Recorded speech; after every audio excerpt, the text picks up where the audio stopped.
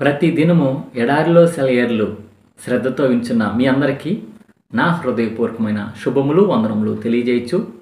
ఎడారిలో సెలయేర్లు అనుదిన ధ్యాన భాగమును చదువుతున్నాను. దయచేసి శ్రద్ధగా వినండి. మే నెల 19వ తారీఖు కొరకై ఏర్పాటు చేయబడిన ఎడారిలో సెలయేర్లు అనుదిన ధ్యాన భాగమును చదువుచున్నాను.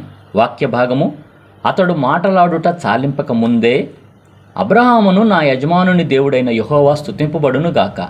ఆయన నా యజమానునికి తన కృపను తన సత్యమును చూపుట మానలేదు అనెను. ఆదికాండము 24వ అధ్యాయము 15-27 వచనాలు ధ్యాన భాగమును చదువుచున్నాను.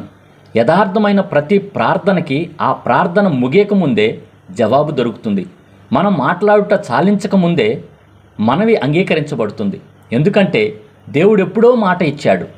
క్రీస్తు నామం పేరిట అంటే క్రీస్తుతో ఏకమై ఆయన చిత్త ప్రకారం విశ్వాసంతో మనం అడిగినవన్నీ అనుగ్రహింపబడతాయని. దేవుని మాట నిరర్ధకం కానేరదు. ప్రార్థనకు సంబంధించిన ఈ కాసిని నిబంధనలను మనం అనుసరిస్తే మనం ప్రార్థిస్తున్నప్పుడే మన ప్రార్థనలకి జవాబు వస్తుంది, పూర్తి అవుతుంది. అది ఇహలోకంలో మన కంటికి కనిపించడం ఆలస్యం అయితే కావచ్చు. కాబట్టి ప్రతి ప్రార్థనను స్తుతులతో ముగించడం అలవాటు చేసుకోవాలి. అడుగుతున్నప్పుడే జవాబిచ్చేసిన దేవుణ్ణి కీర్తించాలి. ఆయన తన కృపని సత్యాన్ని చూపించడం మానడు. దానియేలు 9:20-27, 10-12 కూడా చదవండి. మనం ఒక ఆశీర్వాదం వస్తుందని ఎదురు చూసేటప్పుడు అది విశ్వాస సహితంగా ఉండాలి. ఆ ఆశీర్వాదం మనకి దక్కిందన్నట్టే మన పనులు ప్రార్థనలు ఉండాలి. మనం అడిగిన దానిని దేవుడు ఇచ్చేశాడు అన్నట్టు ఆయనతో వ్యవహరించాలి. మనం అడిగిన దానిని బట్టి ఆ భారాన్ని దేవుని మీదే మోపాలి. దాన్ని దేవుడు మనకు ఇచ్చేసినట్టే అనుకోవాలి. ఇదే మనకి ఉండవలసిన నమ్మకం.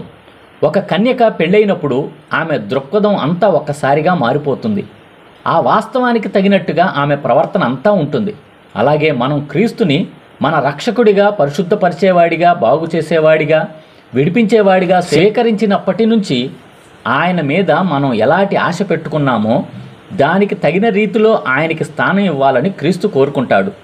ఆయనే మనకి సర్వస్వం అన్నది గుర్తించి ఆయన మన పట్ల ఏ విధంగా ఉండాలని ఎదురు చూస్తున్నామో అలా ఉంటున్నాడు అని నమ్మాలి. ప్రార్థనలో నేను అడిగిన మాట ప్రార్థించిన ప్రకారమే ప్రార్థిస్తుండగానే దక్కింది నాకు. ఇదే ఈ దినమునక ఏర్పాటు చేయబడిన ఎడారిలో సెలయేర్లు అనుదిన ఆత్మీయ అల్పాహారము.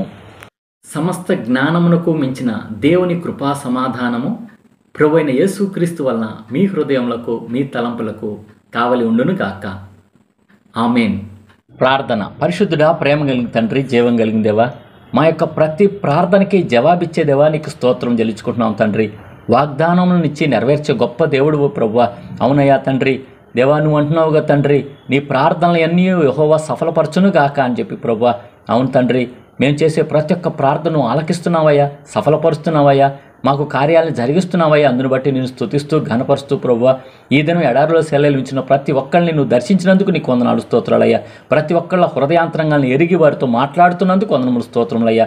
వారు గడిచిన దినాల్లో విన్నవించుకున్న విన్నపాలన్నీ కూడా ప్రభు నువ్వు ఆలకించి వారి యొక్క ప్రార్థనలు సఫలం చేయబోతున్నందుకు నిన్ను స్తుతిస్తూ ఘనపరుస్తూ ప్రభువా, ఈ దినం నీ బిడ్డలు చేస్తున్న పనుల్లో, ప్రయత్నాల్లో, ప్రయాణాల్లో మీరే తోడుగా ఉండమని, ఈ దినం ప్రభువా నీ బిడ్డలు నీ సన్నిధానికి వెళ్తూ ఉండేటప్పుడు ప్రభువా వారికి క్షేమకరమైన ప్రయాణం దయచేయండి అయ్యా, మంచి వాతావరణం దయచేయమని వేడుకొంచున్నాం తండ్రి. అలాగున నీ సన్నిధిలో తండ్రి నిన్ను స్తుతించి ఘనపరిచేవారుగా, ఆత్మతో సత్యంతో ఆరాధించేవారుగా వారిని సిద్ధపరచమని, అలాగున తండ్రి దైవ సేవకులందరినీ ఇక ఆత్మతో అభిషేకించుకోమని వేడుకొంచున్నాం తండ్రి. వారిని యొక్క ఆత్మలో నడిపిస్తూ ప్రభువా సంఘానికి ఏ మాటలైతే అవసరమో ప్రభువా ఆ మాటలు వారి ద్వారా మీరు అందించమని వేడుకొంచు. మా కొరకు త్వరలో తిరిగి రానయ్యున్న యేసు పరిశుద్ధ నామంలో ప్రార్థించి వినయంగా వేడుకొంచున్నాము తండ్రి. ఆమేన్. మన తండ్రి అయిన దేవుని యొక్క ప్రేమ, ప్రభు అయిన యేసుక్రీస్తు వారి కృప, పరిశుద్ధాత్మ యొక్క అన్యోన్య సహవాసము సదా మీ అందరికీ తోడై ఉండును గాక. Amen. Praise the Lord. Shalom.